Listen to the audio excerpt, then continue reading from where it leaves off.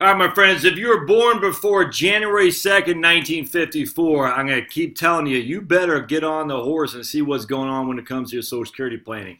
Not doing it is the wrong answer. And if you're divorced, that's fine too.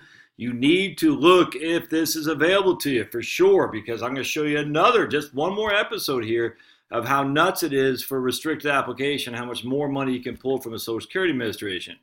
So let's dive right into this. So here we got Bob and Jane Sample. These guys are married now. The last one I just did on divorcee, using the restricted application, netted Donna Divorcee $135,000 more. Bob was born in 1951. Jane was born in 1953. All right, so both born before 1954. Bob's PIA is 2,400. Jane's is 1,800. All right, so Jane made a little bit of money, not a huge amount, but a little bit of money to get a primary insurance amount of $1,800. Nothing wrong with that.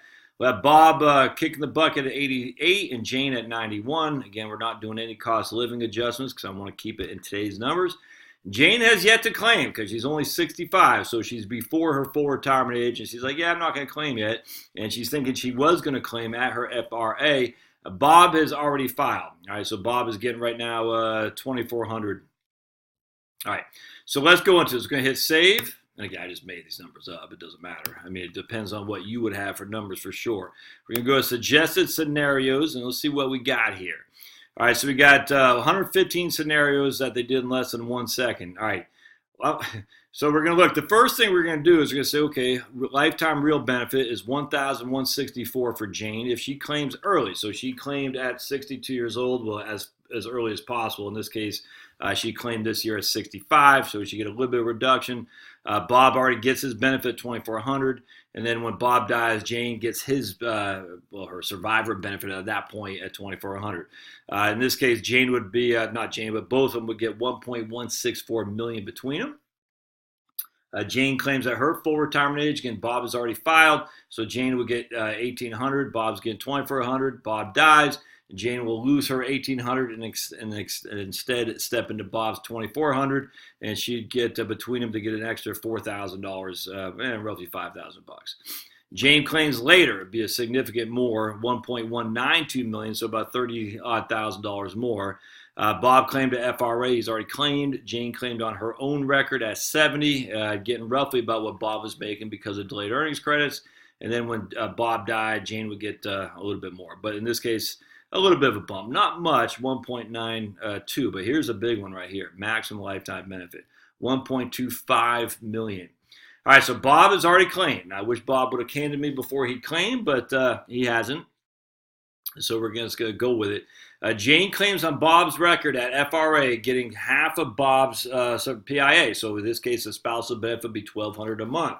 Jane claims on her own record at 70. So she's able to get those $1,200 a month for 48 months. So she's able to get an extra $57,000 because she was claiming on the restricted application. Then, and when she dies or Bob dies, she'll step in, or then at 70, her own benefit will be $2,376 a month because she takes that 70. And then when Bob dies, she gets a little bit more. So in this case, it's 1.25 million that she'll get. I mean, that's, or both of them will get, but I mean, we're talking again, almost $60,000 more, almost $100,000 more than some of these scenarios over here. But yeah, about $60,000 more than when Jane, if she doesn't do the restricted application. I mean, if you're not doing the restricted application, you're wrong. There's just no other way around that. So, and then of course we'll create this report and I'll show you what it looks like. And this is what I'd give to you if you do want to pay for the $500 financial planning, Social Security financial planning scenario I give. That way, when you go to Social Security and they're like, I'm not sure what you got to do, I don't know. You say, no, here it is, my friends, and you give it to them and say, why would this be wrong?